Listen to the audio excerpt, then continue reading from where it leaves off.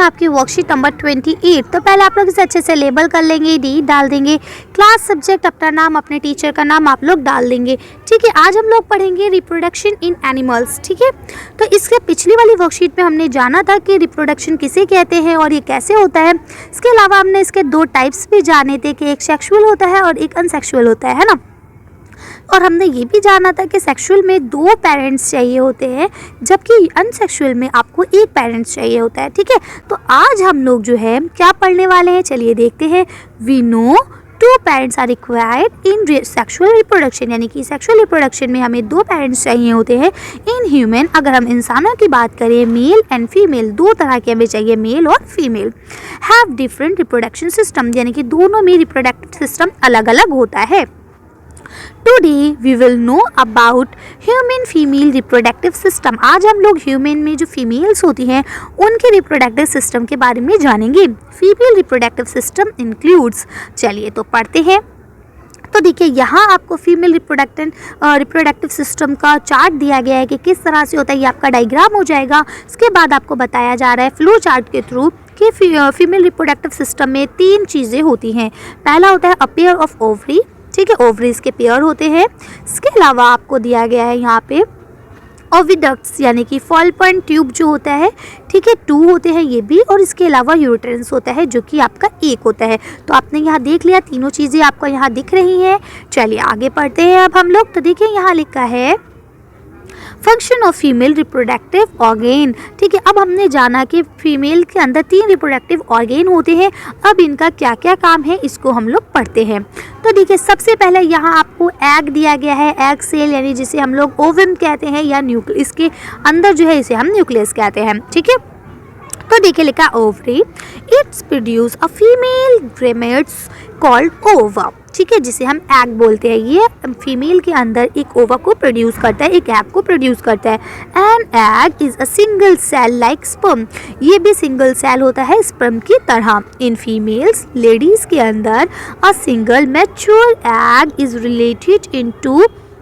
released into the ovicut by one of the ovaries every month, यानी कि इंसान ladies के अंदर ओविकट के ज़रिए हर महीने दोनों ओवरी में से किसी एक ओवरी में हर साल एक सेल उत्पन्न होता है, यानी एक एग बनता है हर महीने। ठीक है, ओविकट्स इज ऑल्सो कॉल्ड फेलिपोन ट्यूब, और हम लोग ओविकट को फेलिपोन ट्यूब भी कहते हैं। It act as a passage for the egg to reach to uterus, यानी कि अभी यहाँ से जो एग है उसको एंट्रस में ले जाता है। हर fertilisation of sperm and egg takes place और it is the site of fermentation. ठीक है, तो यानी ये एक जगह से इसको ले जाता है यूट्रस में, जहाँ ये जाके अच्छे से बढ़ता है। तो देखिए यहाँ लिखा है uterus, it is the part where develop the embryo into a new individual take place, यानी कि अब क्या होता है कि ये यहाँ जाके जो आपका शिशु होता है वो जन्म पाता है। ठीक है, बड़ा होता है। ठीक, तो आगे पढ़ते हैं। अब आपने सब कुछ यहाँ पे देख लिया, सारे आपको चित्र वगैरह मिल गए, डायग्राम सारे बने हुए हैं, तो आप वो कर सकते हैं। यहाँ लिखा है नाउ चेक योर सेल्फ, अब आप अपने आप को चेक करेंगे। तो लिखा है question number 1, draw a well labelled diagram of a female reproductive system. अब आपको फीमेल रिप्रोडक्टिव सिस्टम का एक डायग्राम बनाना है। तो जैसा कि हम लोग ने देख रखा है डायग्राम, चलिए फिर से एक बार हम आपको दिखा देते हैं। ये रहा आपका फीमेल रिप्रोडक्टिव सिस्टम का डायग्राम। तो आप लोग इसे बना लेंगे, लेबल करना है। लेबल का मतलब होता है कि आपको ये नाम भी लिखने हैं, लिख लेंगे आसानी से। चलिए आगे बढ़ते हैं। अगर बेटा आप लोगों को कोई चीज़ समझ में नहीं आती है तो आप लोग वीडियो को दोबारा दिखा के और इसके अलावा मुझे कमेंट्स भी कर सकते हैं।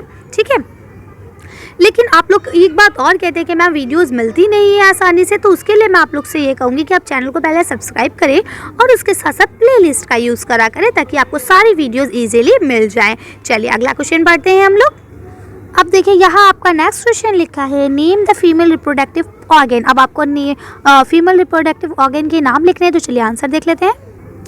तो देखिए आप इसका आंसर लिखेंगे द फीमेल रिप्रोडक्टिव ऑर्गेन जो है वो कौन कौन है। पहला ओवरी हो जाएगा, फिर ओविडक्ट हो जाएगा, फिर यूट्रस हो जाएगा। तो आप लिख सकते हैं आसानी से। चलिए नेक्स्ट क्वेश्चन पढ़ते हैं। अब यहाँ आपका नेक्स्ट क्वेश्चन दिया गया है what we call female gametes. Where it is produced. ठीक है, अब इसको हम क्या कहते हैं और ये कहाँ प्रोड्यूस होता है, चलिए इसका आंसर देख लेते हैं। तो आप इसका आंसर ऐसे लिख सकते हैं कि ovary produce a female gamete, तो जिसे हम लोग ओवा यानी एग बोलते हैं, लिख सकते हैं आप लोग आसानी से। चलिए अगला क्वेश्चन पढ़ लेते हैं। अब यहाँ आपका क्वेश्चन नंबर 4 है, in which part of the female reproductive system does the infant develop, यानी कि इन्फेंट जो है वो कौन से पार्ट में डेवलप होता है, ये आपको बताना। चलिए इसका आंसर देख लेते हैं। तो इसका सिंपल सा आंसर आपका होगा यूट्रस। यूट्रस में ही जो आपका इन्फेंट है वो डेवलप होता है, लिख लेंगे। चलिए अगला क्वेश्चन पढ़ लेते हैं। यहाँ आपका क्वेश्चन नंबर 5 लिखा है टिक ट्रू और फॉल्स। अब आपको यहाँ पे टिक ट्रू और फॉल्स लिखना है। अब यहाँ लिखा है in female a singular matured egg is released into the oviduct by one of the ovaries every month. तो ये ट्रू है कि हर महीने इंसान के दोनों ओवरीज में से किसी एक में ओविडक्ट बनता है।